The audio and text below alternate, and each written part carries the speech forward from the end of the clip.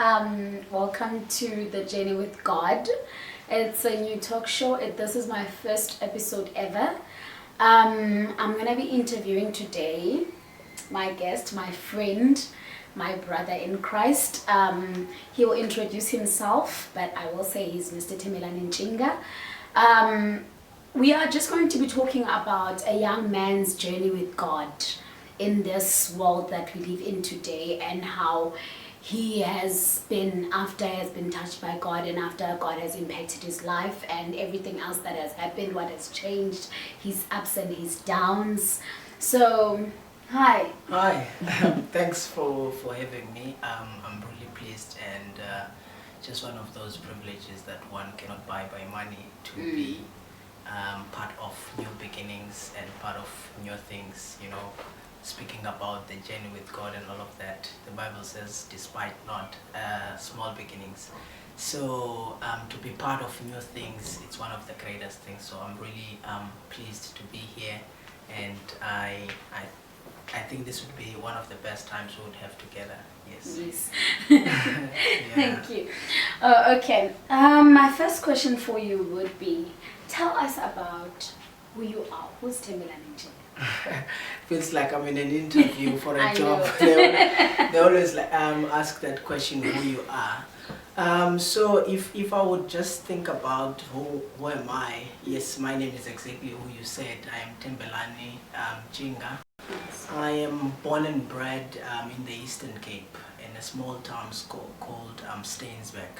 Steynsburg is one of those small towns in the Karoo. It's situated deep in the sheep farming of the Eastern Cape. It's nestled by a ring of farms, so I come from that area. And I was mothered and fathered by a single mother in that area.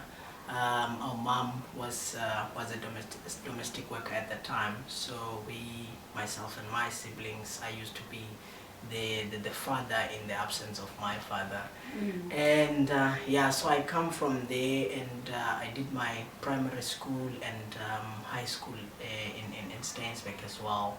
And after leaving Steynsburg, then I came to the Western Cape just to look for opportunities and to come for much greater things, which we'll talk about, I guess, as we go along. So I always say that I was born bred, and so now I'm battered, and then I'll be toasted here in Cape Town. I can imagine. How has it being the father of the house? Because you're more like that if you are the elder one and you're raised by a single mother and everything. How has it been? Life wasn't really easy. But my background, I think now that I thank God that I can interpret everything that I went through. For me, I think I think I was born a dreamer, because beyond my circumstances and everything in life up to this far, what keeps me going is dreaming. Even if it feels like not going, even if it feels like life is not continuing, but I've always been a dreamer. I remember those times when I was at home.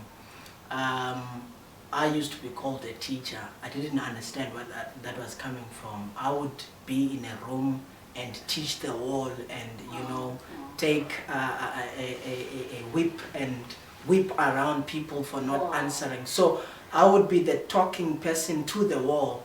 So those were the dreams that I had. And my mom is a second grade dropout.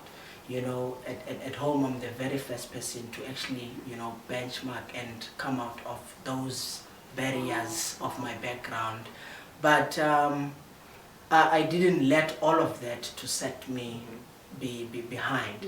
And so what made my life to continue was part of those dreams. And the challenges that were in our society are still the most pertinent challenges in that area.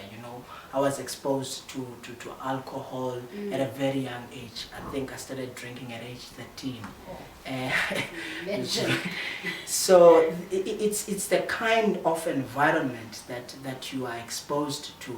And at home, my mom, after some time, she started loaning people with money, and we were selling alcohol at home. And so our house was like what do you call this in the townships? A slotini. Oh, That was our Shebeen house. like. A Shebeen, yes. She was a Shebeen queen, and I was the Shebeen boy.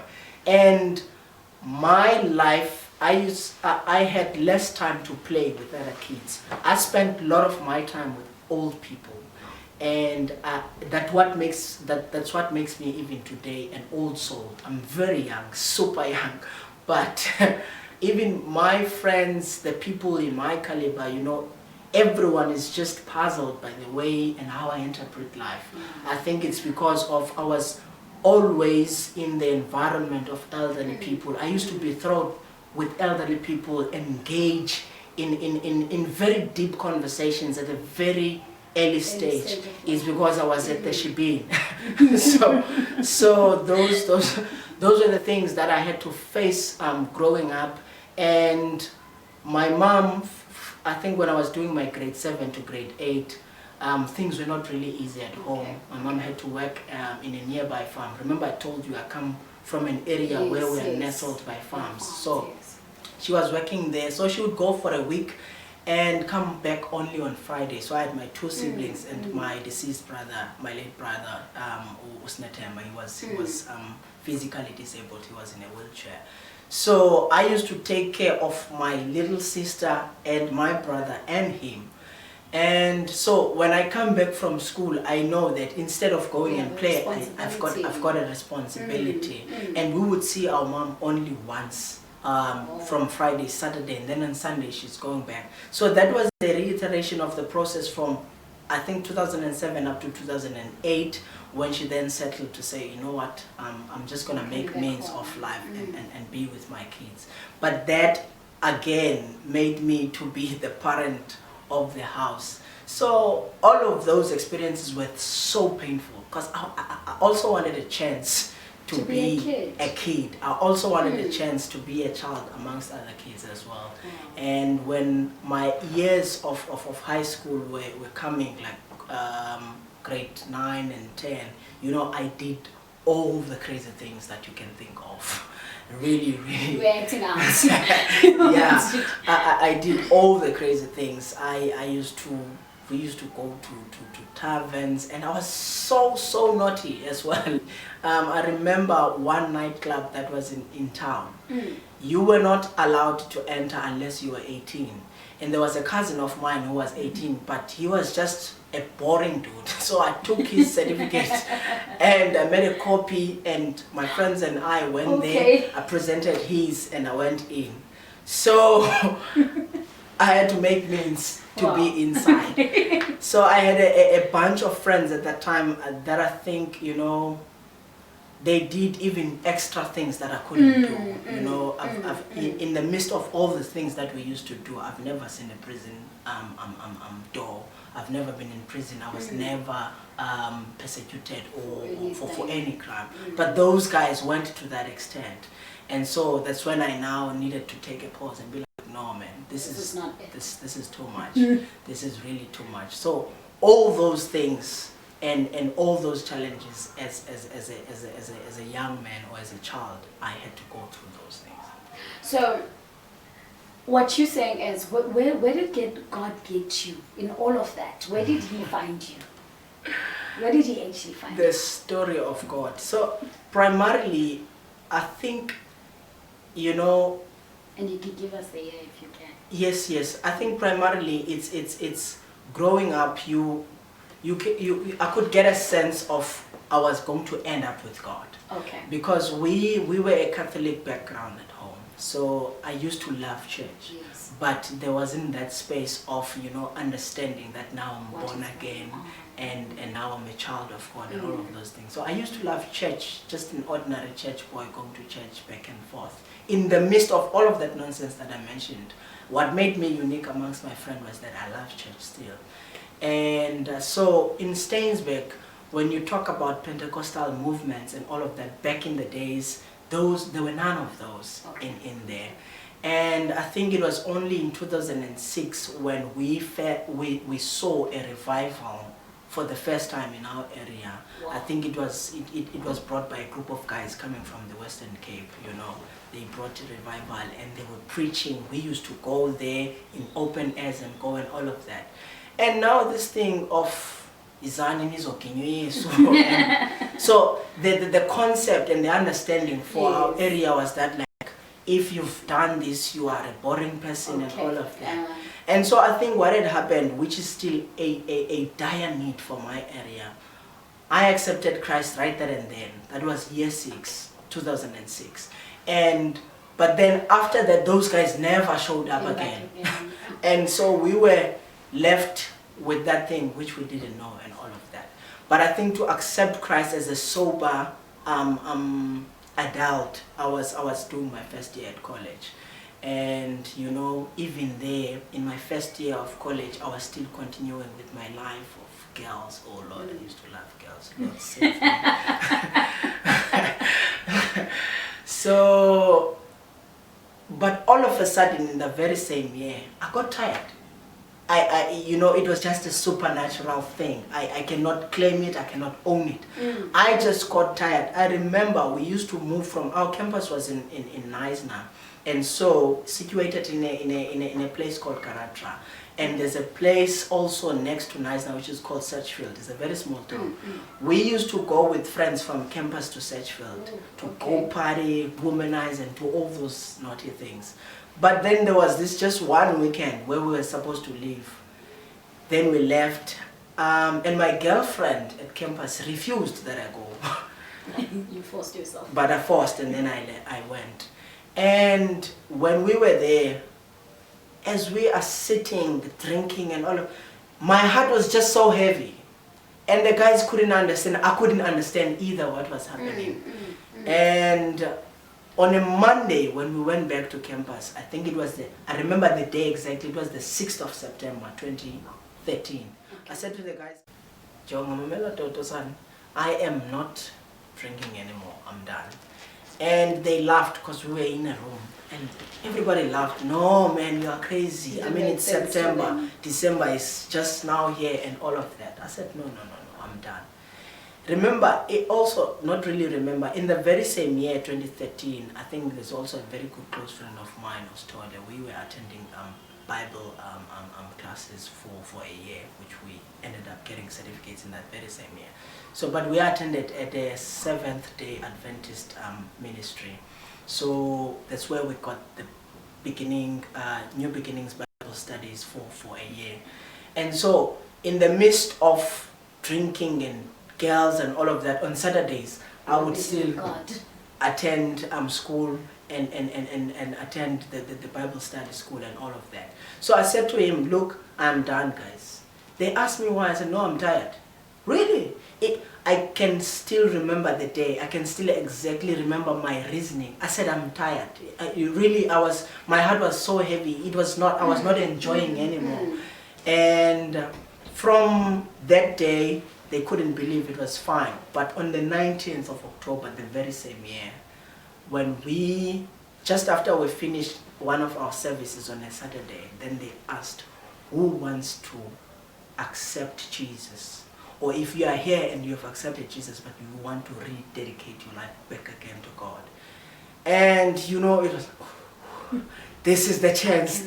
But you know, that was the only day I surrendered all to God. And you know, from that year onwards, my life has always just been with God up to this day. And lots of good things have happened, and also a lot of challenges has also happened, and there are still pertinent challenges as a young man. So now briefly give us how has the journey been since then? Since then? Yeah, just briefly give us the journey. It's been an amazing journey. I think with God, I was then able to find my identity, you know. I could find direction and eventually find the meaning of why am I alive and why was I born. You know, it was only after that day then I could define myself and say, this is who am I, this is what I stand for. You know, heroes in the world and heroines are remembered for what they stood for. And from the day that I accepted Christ as Lord, I had something to stand for. I stand firmly for the gospel of Jesus Christ. I do lots of funny things, I do lots of exciting things, but at the gist of myself, I stand for the truth of the gospel. So, tell me, in your journey with God, haven't you had those times where you felt like He is silent in a certain situation, or you felt He's silent, or He's not actually looking at the situation that you're going through? And how did you go about handling that matter? There are times that you feel that God is silent. I remember when I was doing my last year in our degree program, I think it was year 16, sometime in August,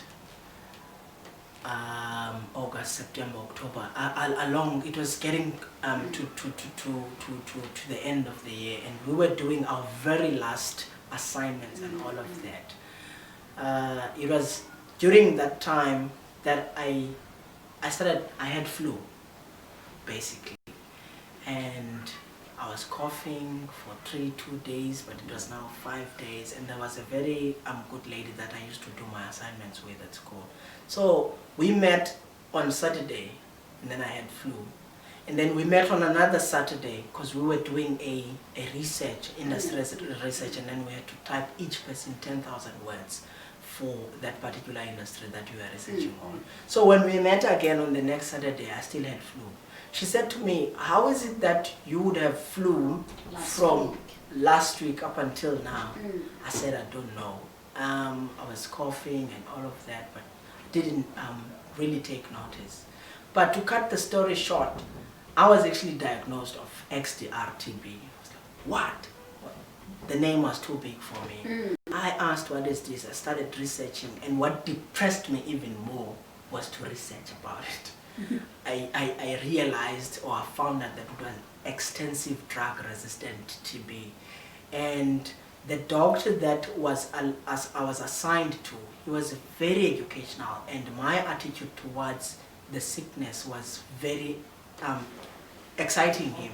So he was telling me a whole lot more things about the sickness and the drugs and everything. But that actually, at some point, it got to me.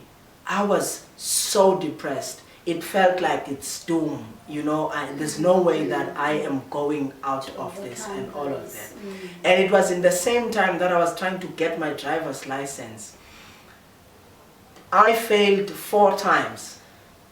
And I remember when I failed for the 4th time in Mitchell's Plain, when that guy said the test is over, for a moment the world just paused. I know a driver's license isn't that something that's so important, but everything was just not working. There's a point in your life where everything does not make sense. For me, I was in that position. I was sick, trying to make life, and there was a company that was offering me a job position at that time, but they said to me, you need your license. And I was like, God, I have accepted that you've made me sick, but you can at least open the other door for me. But it was like, you are sick, I'm shutting everything. But in that was when I learned that God would do something when He needs your ultimate attention. When I took a pause, I said, okay, I'm going to focus on my health. I'm not going to go again and do more lessons and all of that. I remember when I went for my 4th time, I had only 100 and something in my bank, and I withdrew that for photos and all of that, and then I was completely out of money, and everything didn't make sense. So those are the times where I felt like, God, where are you?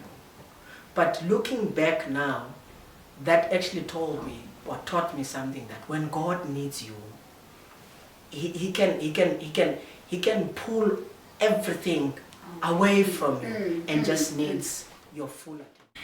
So I view the Bible personally as more of a road map for us as Christians. So what Bible character or characters, but be very brief, that relates to you as Utemelani in Christ the most? Without thinking too much, it's Paul the Apostle. Okay, why? His you know, his firmness for what he believes. You know, he is, you know, he would choose to die for the gospel. In Romans, he says that I am not ashamed of the gospel. I think that is in chapter 1, verses 16 to be precise. He says, I am not ashamed of the gospel. And so, above all else, or whatever that he was going through, he would preach the gospel at whatever cost it would come at. Even if it would cost him his life, his health, his resources. That's the kind of person that I am. I am more for the heart of God. My question is, if you were to look to a Tembelani that is to come, yes, even in another body, in another family, yes, or in another family that is not from Stensberg, but in another small town, yes, another child who's growing up just the way you did, yes, what advice would you give to him? I'd say to him, look, dream. If there's only one thing that has brought me this far, and that will even take me even to greater heights, you know, I've got just this one very gift. I don't know if it's a gift or it's a grace of God. I dream. I am not afraid to dream and say my dreams. And so that's what has been, you know, kept me going, and it still keeps me going today. And the last thing I would say to him is, your background has got nothing to do with your destination. Wow. Yeah. Thank you very much. Thank you very much. Thank you for making time for me. Yes. Thank you for making time for my viewers. I hope you enjoyed watching him speak about his life.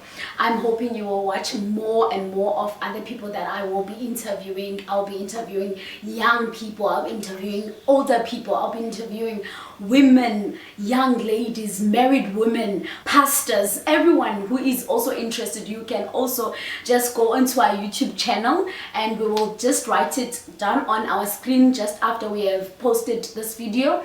And also you can contact us. Our contacts will go through just after, at the end of this interview.